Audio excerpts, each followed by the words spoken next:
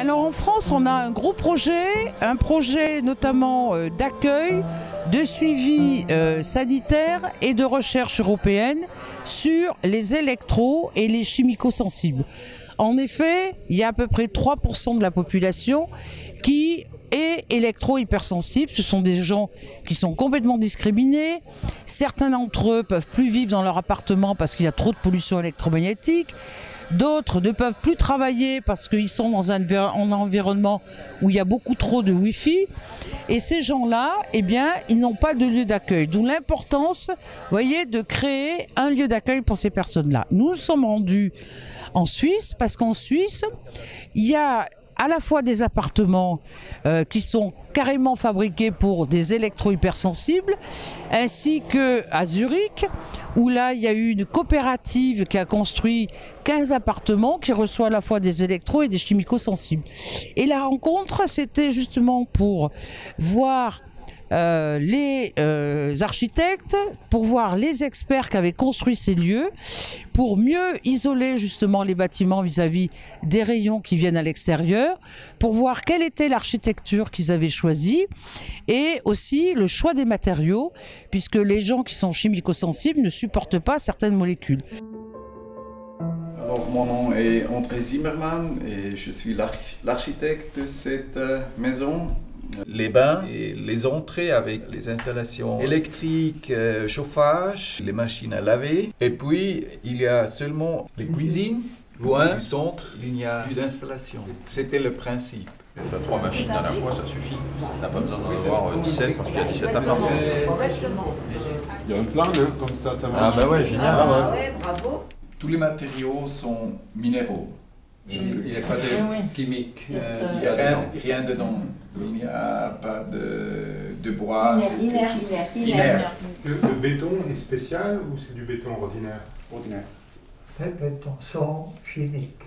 Sans produits chimiques. Sur les verres, on a l'argent, hein? Et puis il y a le métal, l'aluminium, au-dessus. Ah, extérieur, le cadre et en alu. Et extérieur, oui. Intérieur PVC, oui. Extérieur alu.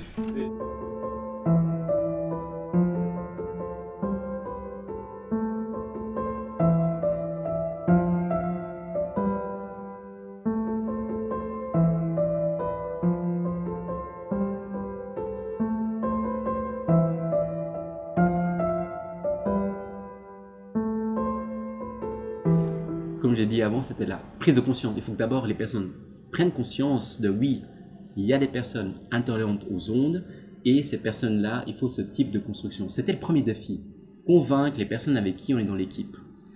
Une fois qu'ils étaient convaincus, les différents défis, c'était en architecture, on travaille toujours par exemple. Il y a de toute façon quelqu'un qui a déjà fait ça avant nous.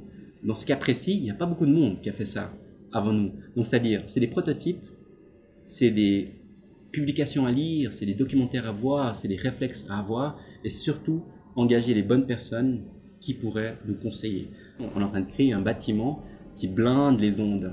Donc au fur et à mesure, on va tester si ça fonctionne ou pas. Si tout d'un coup, en sortant l'appareil et en mesurant, il y a une partie qui ne fonctionne pas, ben c'est simple, cette partie-là, on va la blinder. Premier réflexe, c'est qu'on a fait une cave, donc il y a une partie enterrée. Puis il y a une partie, comme disait votre collègue, de vide sanitaire, mais un très beau vide sanitaire, où là on va profiter de mettre les voitures et les vélos. Puis le bâtiment lui-même qui est blindé, où il y a une mise à la terre, fonctionne comme une cage de Faraday. Le plus grand allié qu'on peut avoir par rapport à ces ondes électromagnétiques, c'est la distance. Donc si déjà on peut se distancier du sous-sol qui contient toute la technique, les arrivées électriques, etc., c'est déjà ça de gagner. Et puis tout le reste fonctionnera comme une enveloppe, comme un nid qu'on protège, d'où tout ce qui est électromagnétisme passera à travers ce mise à la terre, oui. Chaque pièce, il y aura des bio-switches qu'on appelle ça. Donc si l'électricité n'est pas utilisée, ça s'éteint. À certains endroits où il y a des appareils gros consommateurs d'énergie, il y aura des plaques mu-métal, que ce soit au sol ou contre les murs. Toutes ces parties-là, ils seront, comment dire, primordiales pour le bien-être des futurs locataires.